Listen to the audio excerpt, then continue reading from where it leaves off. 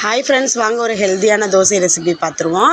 இதுக்கு ஒரு கப் அளவு கொண்டக்கடலை, ஒரு கப் அளவு பாசிப்பயிறு ரெண்டையும் முதல் நாளே நல்லா வாஷ் பண்ணிவிட்டு ஊற வச்சு முளைக்கட்டி நான் எடுத்து வச்சுருக்கேன். இதுக்கு அரை கப் அளவு, ஒரு கப்பு குவான்டிட்டிக்கு அரை கப் அளவு பச்சரிசி எடுத்து நல்லா வாஷ் பண்ணிவிட்டு ஊற வச்சு இது கூட சேர்த்து வச்சுருக்கேங்க.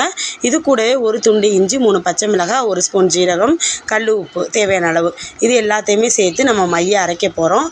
இது கூட ஒரு கைப்பிடி அளவுக்கு கருவேப்பிலையும் நீங்கள் அரைச்சிக்கோங்க. சாரி, ஸ்கிப் ஆகிடுச்சு. ஸோ ரொம்ப கருவேப்பிலை வந்து ரொம்ப ஹெல்த்தியானது, நமக்கு ஹேர் க்ரோத்துக்கும் ரொம்ப யூஸ்ஃபுல்லாக இருக்கும். ஸோ இந்த தோசை வந்து குழந்தைங்களுக்கு ரொம்ப ஹெல்த்தியானதுங்க. ஃபுல்ஃபில்லான ஒரு ஹெல்த்தின்னு சொல்லலாம், ஹெல்த்தியான பிரேக்ஃபாஸ்ட்டுன்னு சொல்லலாம். ஒரு கரண்டி அளவுக்கு மாவு எடுத்து நீங்கள் நல்லா நைஸாக தேய்ச்சி எடுத்துக்கோங்க. இது கூடவே 1 ஸ்பூன் அளவுக்கு நல்லெண்ணெய் ஆட் பண்ணிக்கோங்க. நல்லா வேக வச்சு எடுத்திங்கன்னா முறுமுறுன்னு மடலாக நல்லா ஹெல்த்தியான தோசை ரெடி ஆயிடுச்சுங்க. ரொம்ப வாசனையாகவும் இருக்கும், கருவேப்பிலை நம்ம ஆட் பண்ணியிருக்கிறதுனால குழந்தைங்களுக்கு ரொம்ப ஹெல்த்தியாகவும் இருக்கும். ட்ரை பண்ணி பாருங்கள். பிடிச்சிருந்தா லைக் பண்ணி, சப்ஸ்கிரைப் பண்ணி, ஆல் பட்டனை கிளிக் பண்ணி எனக்கு சப்போர்ட் பண்ணுங்கள். ஓகே ஃப்ரெண்ட்ஸ், பாய்.